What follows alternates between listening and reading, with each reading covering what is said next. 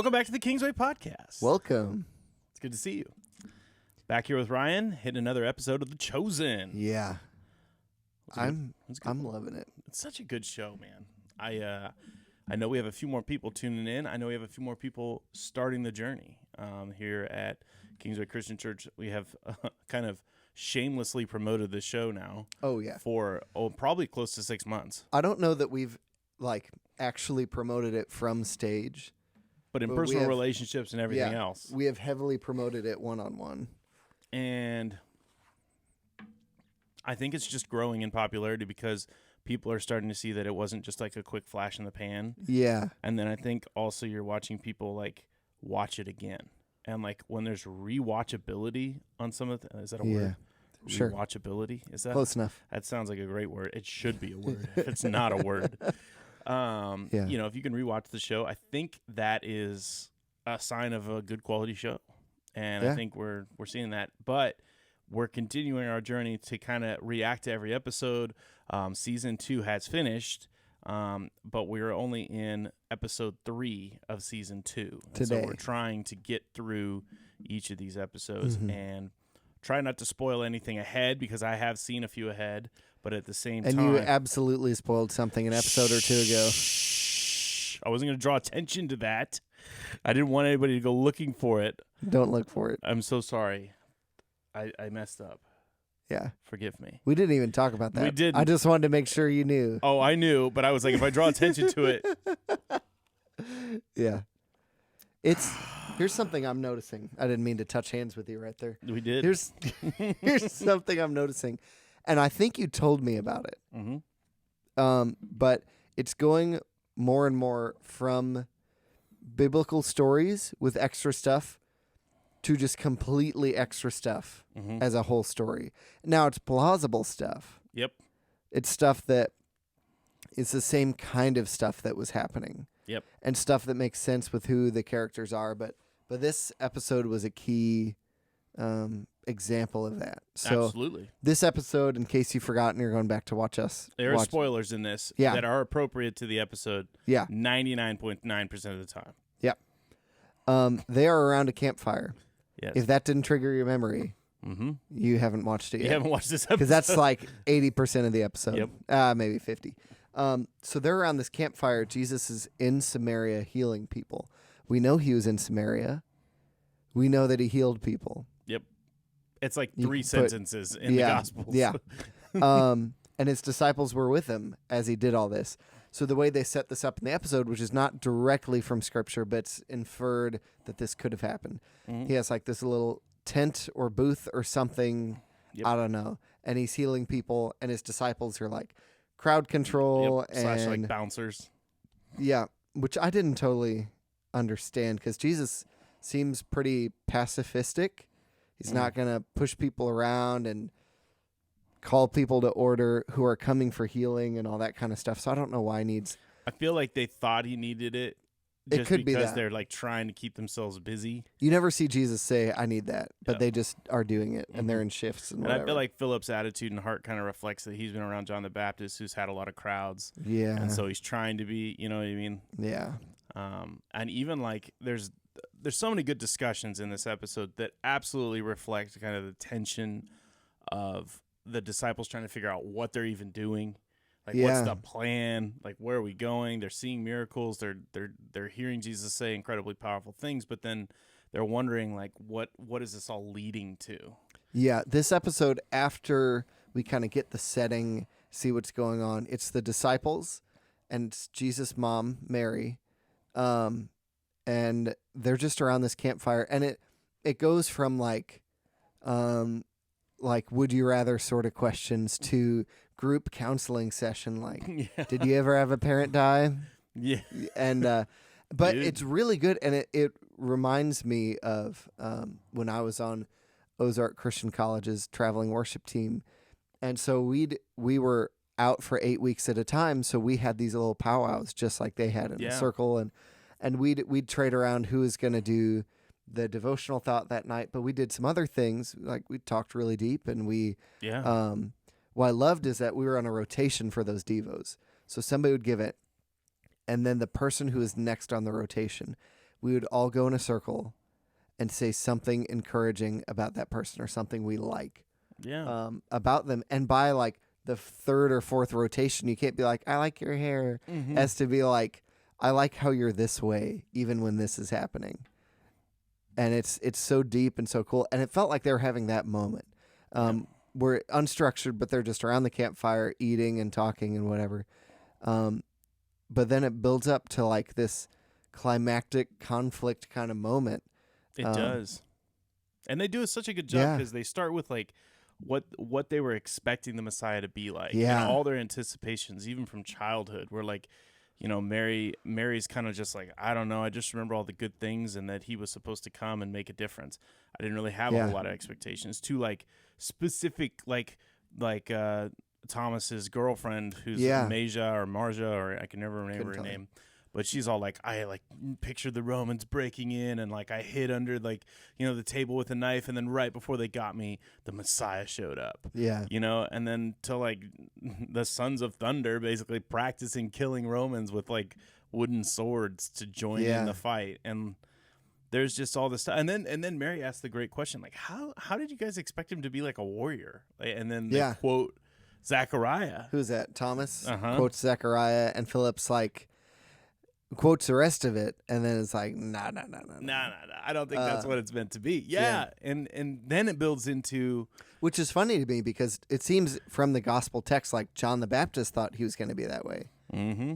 So the fact that Philip doesn't, it kind of leads you. It leads you though to say like, Philip seems to know that that's a little out of context, like that's not necessarily the way that Zechariah is meant to be, at least that portion that Thomas is quoting. Yeah. But what I really enjoyed is then they got around that campfire and they start talking about how hard it's been to wait for the Messiah.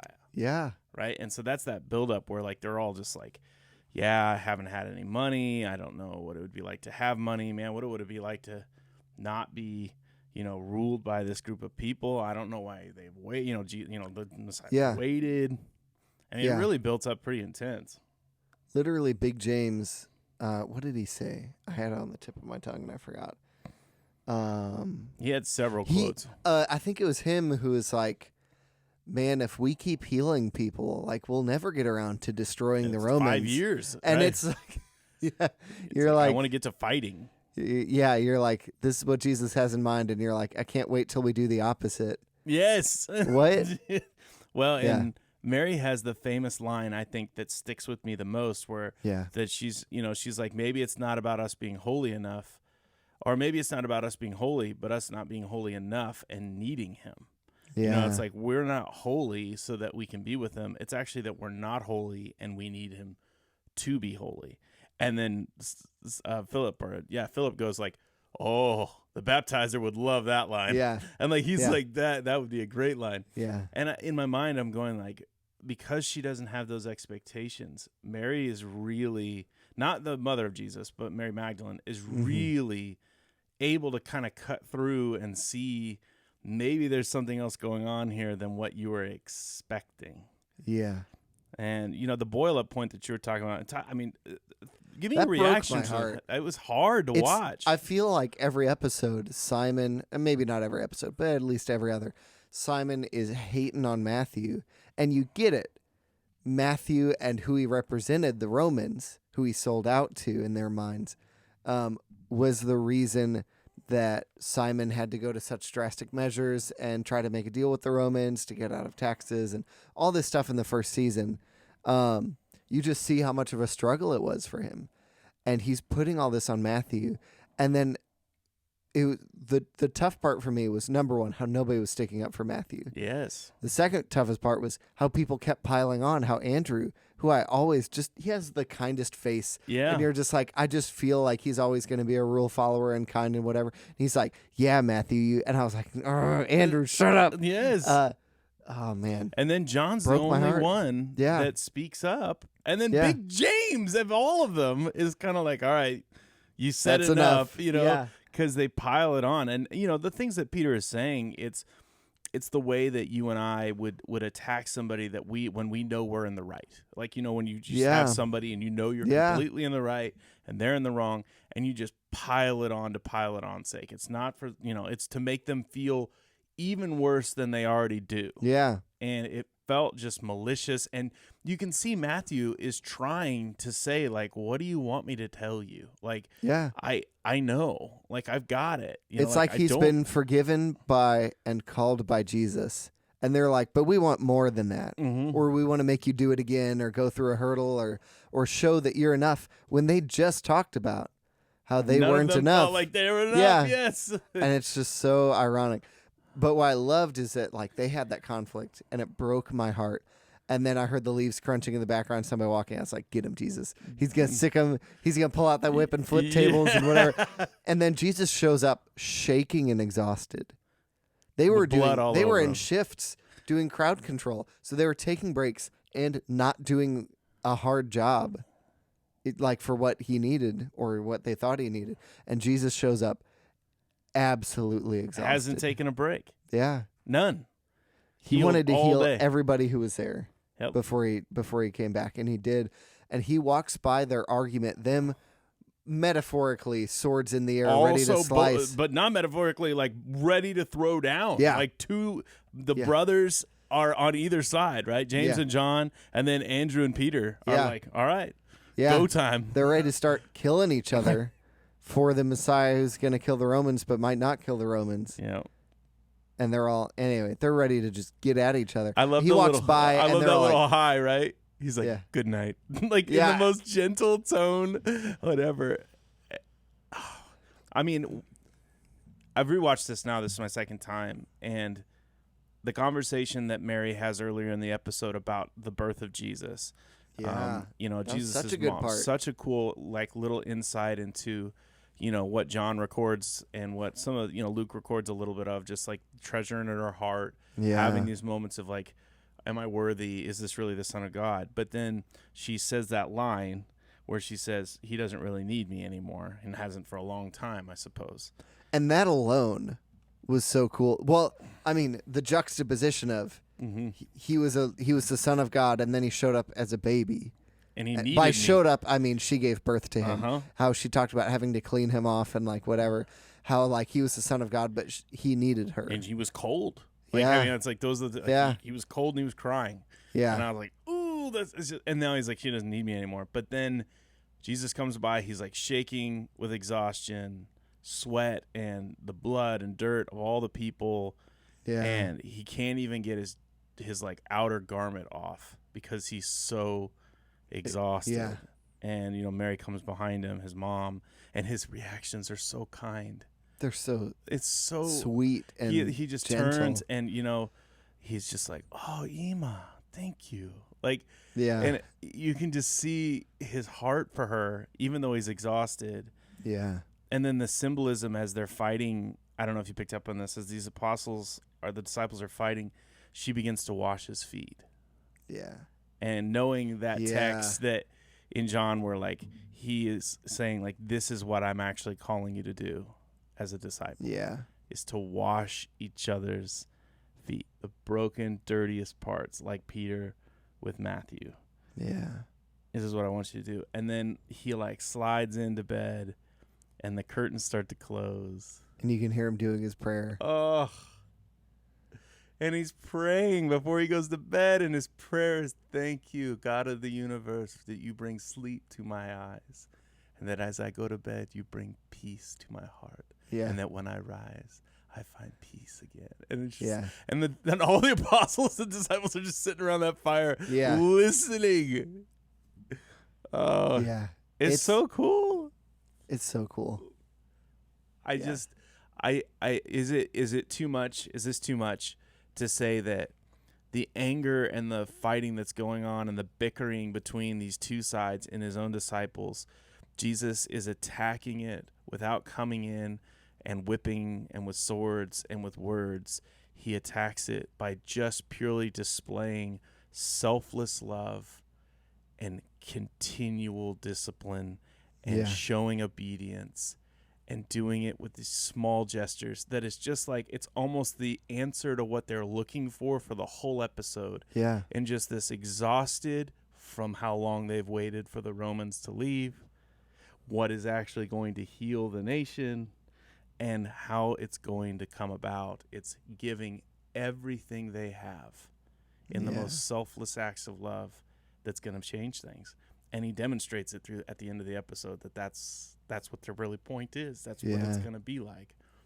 And Simon has this line in the beginning Philip does, when he says, was it easier? Are you more happy or are you less happy, Matthew, when you don't have as much money? Yeah. Do you like this life? And he goes, I think it's better. I don't know if it's better, but I can say it's good. He said, I feel better. I don't know if I feel happier, but I feel better. And then Simon goes, I don't know if it's better, but it's good. Yeah. Or Philip does. And I love that idea of like, this isn't a life that you pursue because it's going to make you more happy. Yeah. This is a life you pursue because it's the right, good thing. And that brings a different kind of joy or peace. The episode's it's a subtle episode. I don't feel like it's one of those that you're like the standout. It felt, after I watched it, like that was kind of a filler episode, but still good.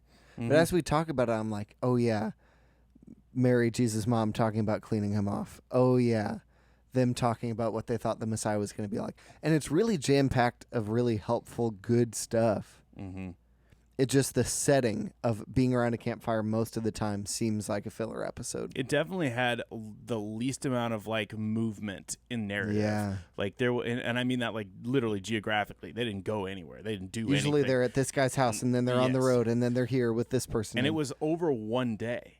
Yeah. Normally it's over the course of time and it's literally just sun up to sundown. Yeah. And I think that too just made it feel a little slower, a little stale.